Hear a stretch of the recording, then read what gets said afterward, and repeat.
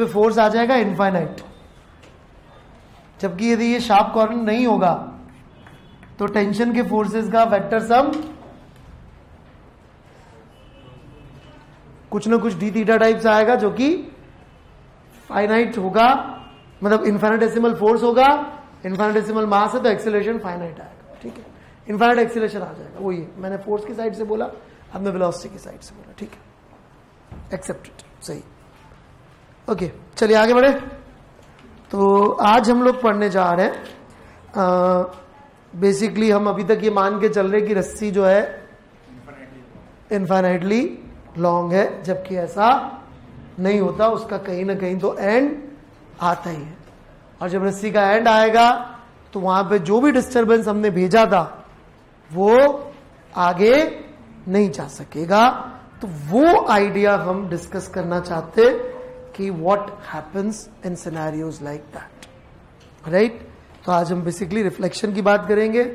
Once we are done with reflection then will be talking about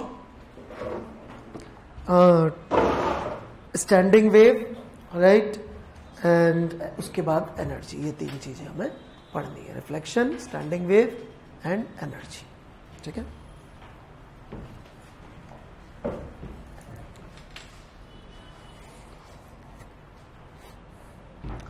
तो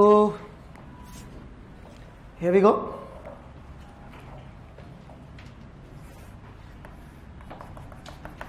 ये एक rigid wall है।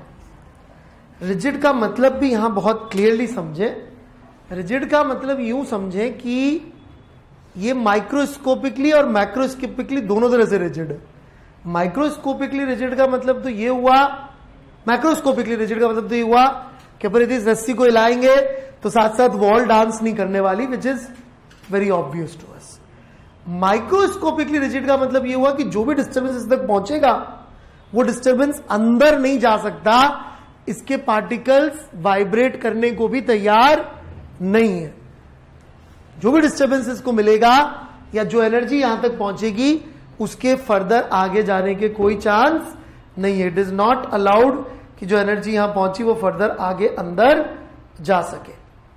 समझ में आ रही है क्या मेरी बात या नहीं आ रही है?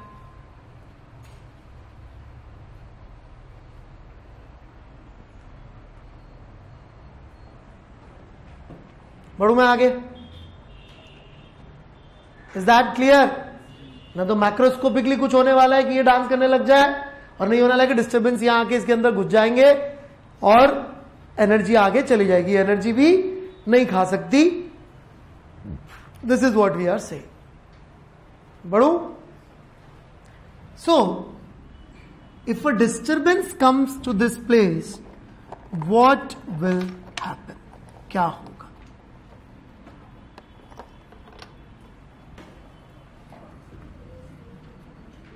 क्या होगा?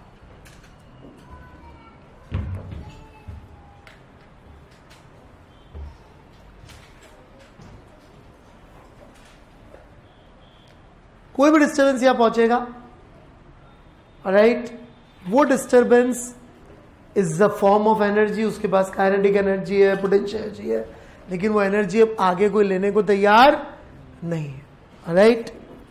सो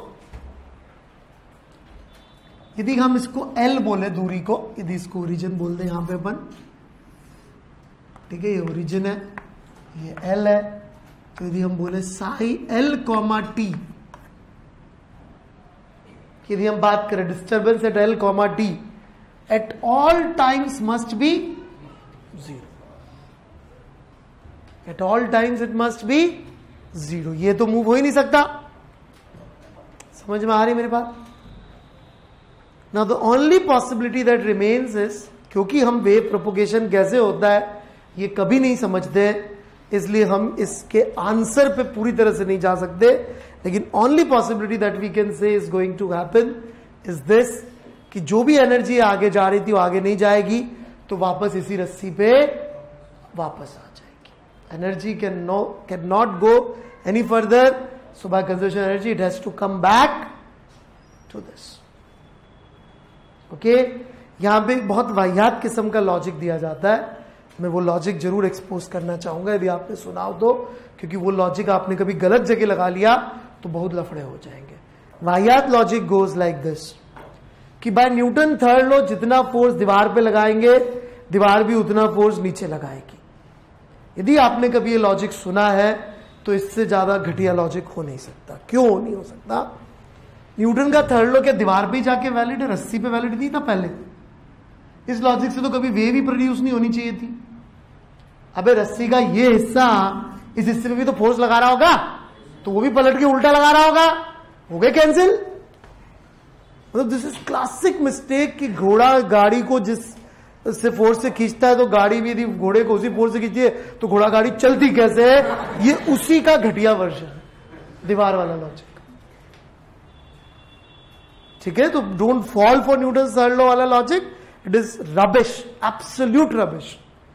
इट साउंड्स लॉजिकल लेकिन बहुत बदबूदार है। थोड़ा भी दिमाग डालें तो, पर अपन दिमाग लगाते नहीं जिंदगी में, तो अपना मस्त काम चल जाता है। Right, ignorance is bliss, less you know more you are happy. सबसे ज्यादा खुश कब थे अपन? जब 2-3 साल के थे, मस्त खुश रहते थे, कुछ पता ही नहीं।